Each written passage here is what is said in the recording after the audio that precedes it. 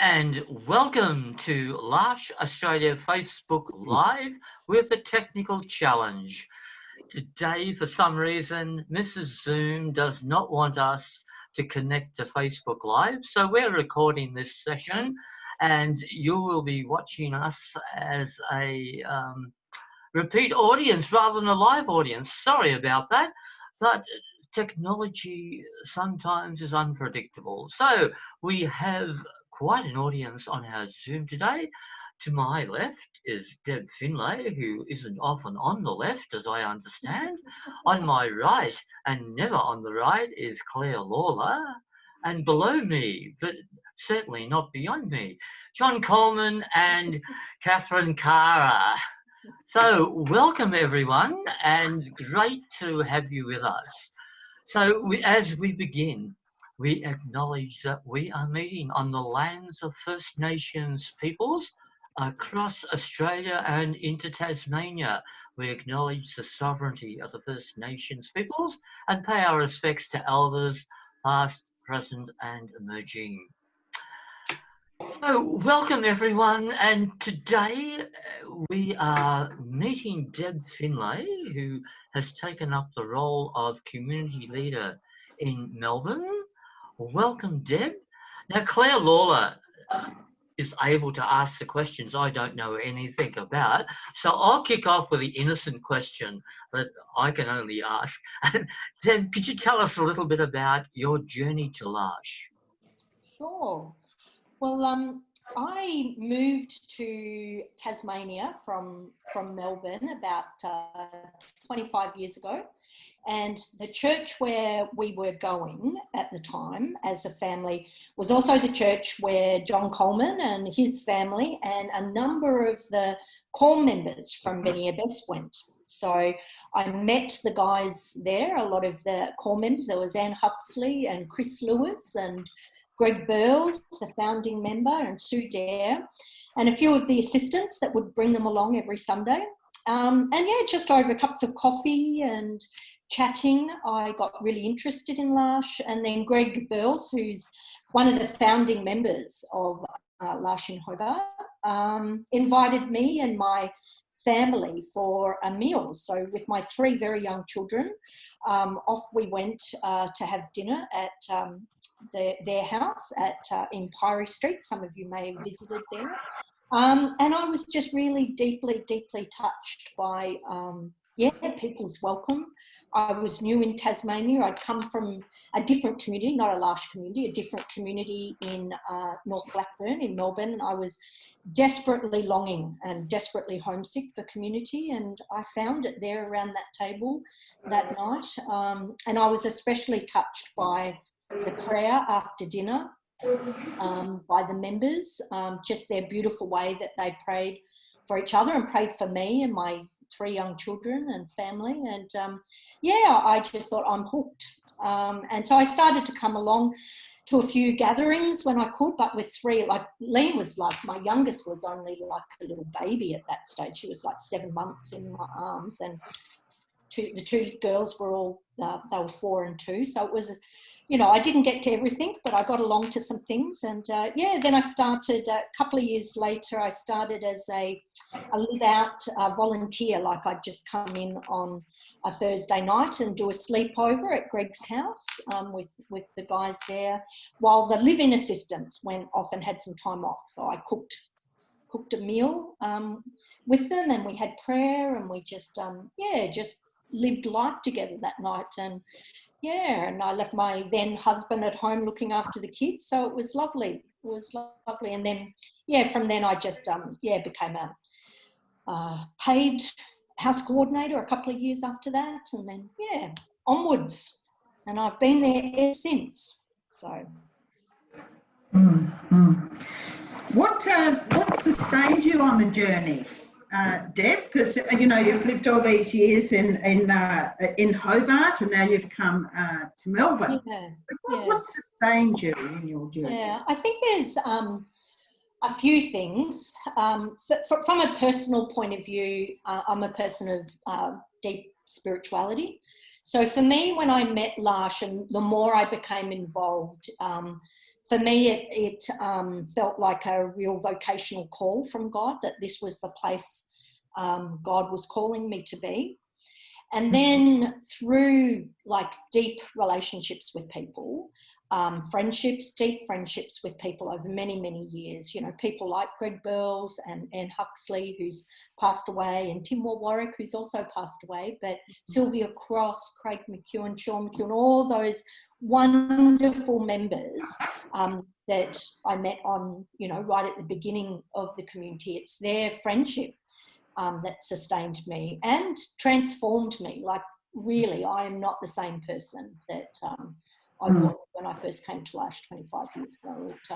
It's a place for me of deep growth, deep belonging, and the place I often say outside of my family, it's my place of deepest belonging outside of my family. So those things sustain me. So when things get tough, it's the, you know, when you get stressed, or, you know, those sad things in community like people passing away happen, it's those friendships and relationships with those people that you've been on the journey with forever that sustain you. Thanks, Deb. Now, when things get tough, which they do in L'Arche, well, anywhere really, but we're just talking L'Arche at the moment and community,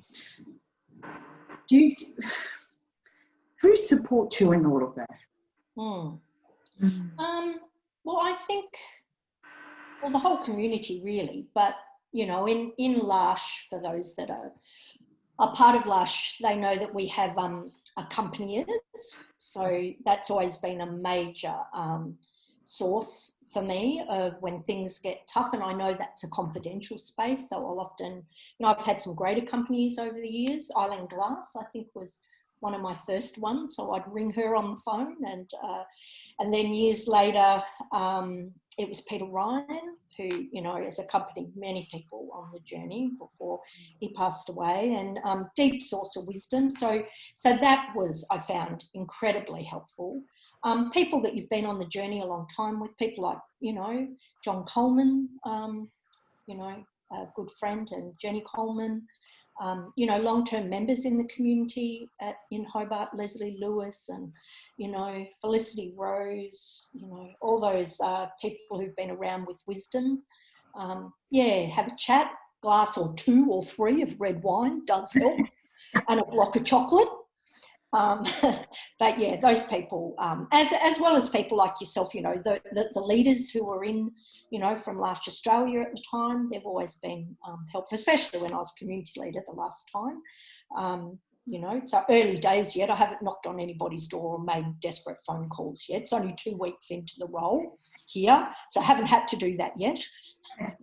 Now, before we get into, you know, coming into a role again in L'Arche, in a leadership role, tell us a funny story. Something about living community. Oh, goodness me. Oh, I knew you'd come up with something like this. And I'm going to tell an embarrassing one on John Coleman, because I know he's listening. That I told in front of our international leaders way back in the day when they'd come to visit, and he'll roll his and go, "Oh, not again." He's looking worried. I just thought I'd just say he's looking worried. Just be very careful, Deb, with what you're going to say next. Yeah, okay. I know you've got some embarrassing ones too. But back in the day, our family, our children were a similar age, and we used to get together on Christmas Eve and give each other lovely little gifts. And we had this thing, and had to be a gift under $5. So off I went to Kmart to find some lovely little gifts. And I found John this wonderful pair of boxer shorts that had a musical little thing that when you pressed it, it played Rudolph the Red-Nosed Reindeer. Now, it was like $3 or something. Now, I gave them to him thinking, oh, it's a bit of a joke and he won't wear them. But he did wear them. And apparently he was sitting in this wonderful meeting with some new live-in assistants from overseas who he was struggling, he said at the time, you know, with a bit of English between the two of them, understanding things. And every time he leant forward very avidly to lean over to listen deeply to them, his pants would start playing, you know, Rudolph the Red-Nosed Reindeer, and he'd lean back and he'd go, oh, sorry, sorry, sorry. And then he'd forget about it, and then 5 minutes later he'd lean forward again and it would play Rudolph the Red-Nosed Reindeer again. So I like to tell that story because it's not embarrassing for me, but embarrassing for John. Great story. I don't know if he probably ever wore those boxer shorts again. But yeah, so that's a good funny story in L'Arche. I've got a whole lot of them. I can tell you chicken stories, dead chickens that came back to life at 40. Can tell you that one if you want that as well. But yeah, tell the chicken one. Tell the chicken one. So this is my first experience as a volunteer. So I had been coming as a friend to the community gatherings, but this was my first. I wanted to, you know, volunteer, and this is when I was, you know, coming in and doing sleepovers. So my first ever night with Ruth McCormick it was. I rock up to Greg and Craig and Sue and Sylvia and Tim's house at the time, and so back in that day, they had chickens out in the back of the shed at 40 for anybody who's ever visited that house. And they were lovely producers, gave lots of eggs. But this day I arrived, Ruth said, well, we've got some bad news. One of the chickens have passed away.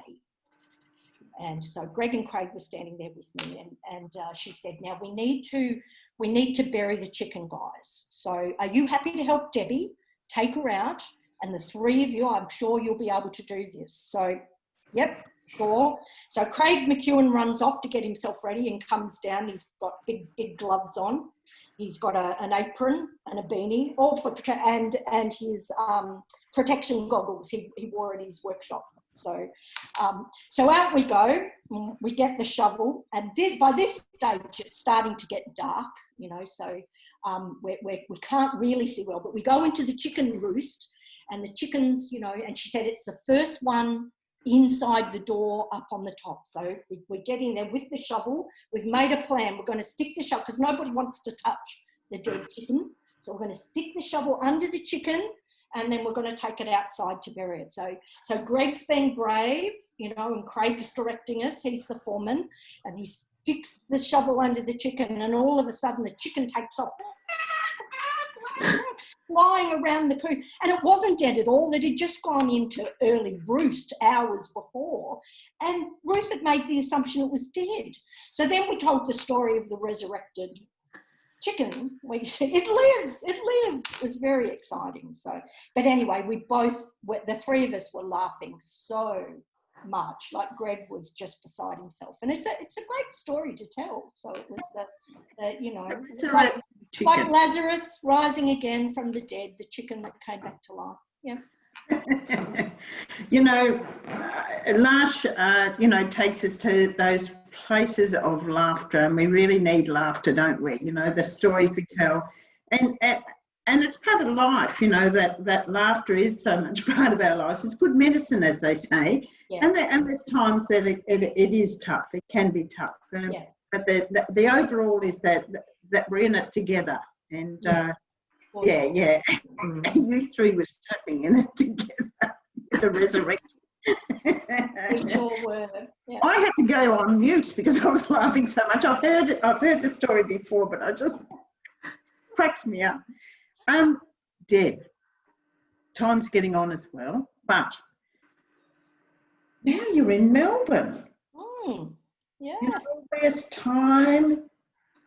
How come? How did this all happen, Deb? Well, it all just sort of came together, really. I was starting to feel like I wanted to do something different. I was thinking of selling my house, and maybe, you know, my kids were moving off out of the state, and I was thinking, oh, maybe I should go back to Melbourne. That's where both my daughters will be living, or maybe I should go up to Queensland where my son and my family is. And so I'd make this decision. I was going to sell my house at the end of the year, and then, you know, give it some time and see which way I'd move. And then I got a call from L'Arche Melbourne from Rob Nichols, the previous community leader. He was on the discernment team, and he said, yeah, have you thought about, your name's come forward, have you thought about coming to Melbourne and being the leader. And so, yeah, I pondered it over the weekend and talked to a wise man for a few days, and that was John Coleman. And so I said, yeah, I will at least have the interview with the panel and with the team and see what's what. And it just came together and it felt right, and it still feels right, even in the midst of lockdown here. And it's a bit eerie. Sometimes it's like being in a sci-fi movie when everybody's walking around with masks on and there's hardly any cars on the road in Melbourne, which is very unusual. Yeah, it feels right. It feels this is where I'm meant to be at this time. And yeah, it's a lovely community for those that have visited Melbourne over the years. And I've met most of the members on different, trips and times here. And yeah, they've been incredibly welcoming, and they're a beautiful small community who are living the values of L'Arche beautifully. So I'm excited to be here. 2 weeks in, my head hasn't exploded yet from all the information, so that's always good. That's good. 2 weeks in. Yeah. They always call it when you take up leadership roles, the honeymoon period. Yes, I'm definitely in the honeymoon period. Now, one question. Yep. For us, for some of us who know this, your beloved furry friend, Oscar. Where is Oscar? Dear Oscar is staying with my daughter, Caitlin, in Collingwood at the moment. He came across on the boat with me. Worst crossing we ever had. That was the storms of 2 weeks ago, where, it was just amazing. But anyway, we both survived that. Thank God. Oscar's a dog, by the way. Oh, yes. He's a Labradoodle, gorgeous Labradoodle. And yes, so I'm just waiting I'm trying to find a rental property that will accept dogs. So at the moment, I'm still looking. It's a bit hard at the moment with lockdown. It's made real estate agents having to do it a bit tough to try to find creative ways, because you can't go in to do tours at the moment. You can't go do inspections. So, yeah, so just waiting for it to find a place, and then Oscar will be able to. But he's happy with Caitlin. He knows Caitlin really well, and he's having a lovely time. But I do miss him. My boy. Yes, companions. Yes. Now, another reason why I brought up Oscar, Oscar, when he was a puppy, came to his first community weekend down at Blackman's Bay, and he was a tiny little fellow. It was 10 weeks. Yeah. That's right, and it was the time when we welcomed Mary in as the community leader, wasn't it? Yeah. So Oscar is a fully fledged community member. He's just transferring his membership over to Melbourne. He will be. When he's allowed to come down and meet everybody, he will be. At the moment, we can't travel out of area, so we have to stay within 5 kilometres of where you live. To work. So so he can't come and visit, but yes, he'll come and meet everybody, and yes, he'll be transferring his membership along with me. Great. Tony, is there anything you would like to ask? Well, I was just thinking, Catherine Cara, as somebody who's been in a leadership position before, would you be able to give some words of advice or support to Deb as she gets on, takes up this new role?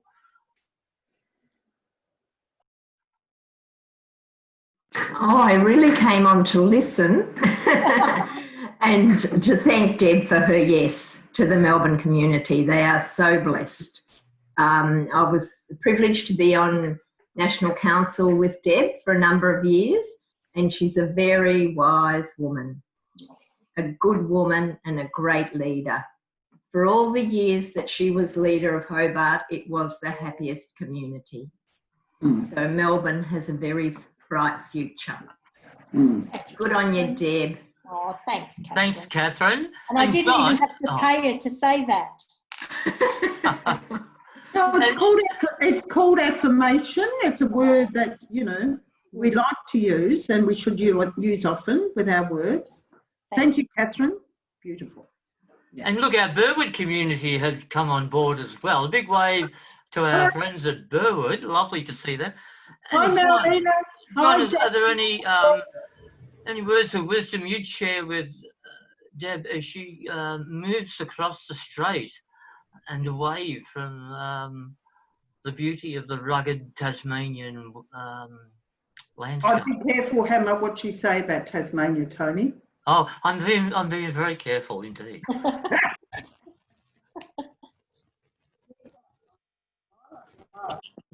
Sorry, Tony, who are you talking to?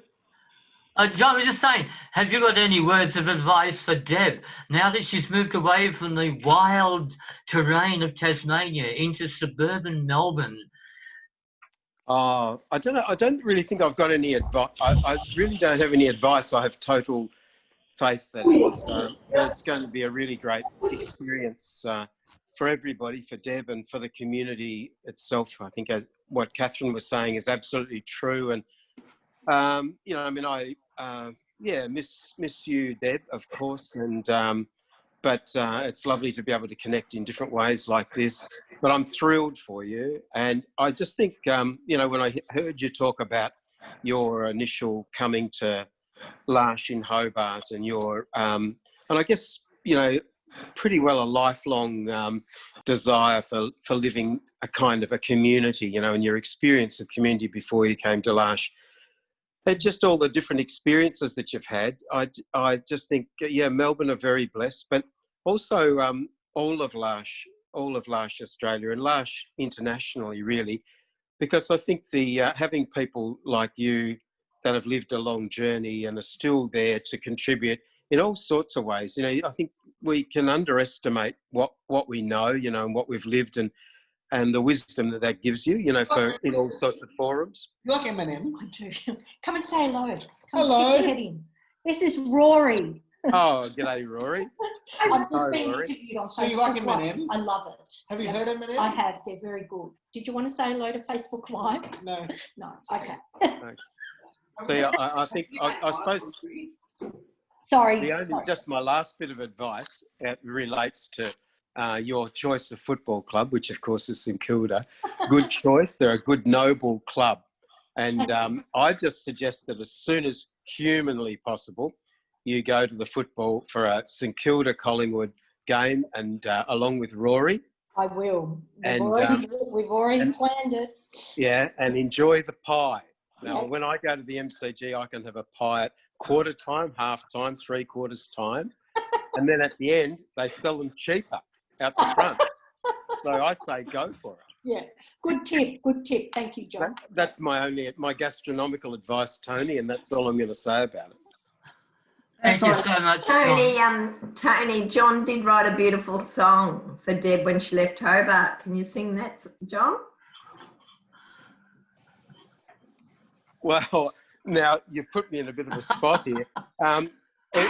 Oh, look, gee, what is it? Oh, gee, Catherine, look, I've had a mind blank, darl. We might have to, it's getting on to 4. Oh, So- okay. Yeah, saved by the bell, Claire. No, you're saved by the bell today. Oh, today. I love the words. They were perfect. The words were perfect. Thanks, So Catherine. we won't forget that. We'll take on notice. Okay. Anyway, thank you, John. But you will sing it at some point. Thank you. I promise I will, but I'd only drag a line or two out. That'd be good. I could get a few of the other people from Benny Best to Great. sing along. That'd be cool, wouldn't it? That'd be lovely. We'll keep that on board for a future episode. And very quickly, I don't think I've ever told people my connection to L'Arche Hobart. And that is, I studied with Phil Vincent when he was at the seminary. Oh, yeah. Mm. So my connection with L'Arche goes back a long way before I even knew it was a connection. Yes. So it's one of the wonders of community is the people who've been in your life and have been part of your life story. It all threads into, we have quilts up here, threads into a beautiful quilt. So Deb, thank you so much for joining us today. Thank you. Thank you, Claire, for animating the conversation, and everyone who's joined us through Zoom. I apologise to the Facebook audience. We had a technical hitch today, but this will be recorded and played as a YouTube clip and available that way. So thanks everyone, and the Burwood House as well for coming along, and we'll see you next week on L'Arche Australia Facebook Live. Oh, Claire, one announcement. And next week we have David McAllister from L'Arche Genezret will come and speak about the work that the subgroup of the National Listening and Speaking Group, the work they did on the Royal Commission around rights and attitudes. So yeah, it'll be a really good session as well. So yeah, stay tuned. Stay tuned. Come back next week. We look forward to welcoming you again. Thank you, everybody. And this is Tony and Claire signing off from L'Arche Australia.